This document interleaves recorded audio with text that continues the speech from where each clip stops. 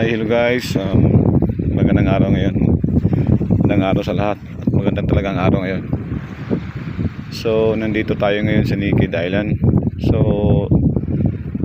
magka alas 2 na pala. Kami lang yung tao dito ngayon sa Naked Island. Makikita nyo guys sa harap nyo. So, makikita nyo sa video ko, napaka-puti talaga ng buhangin dito. Kaso nga lang may mga itim-itim na tinatawag itong damong dagat. Yan. So ito talaga yung Naked Island. Yan.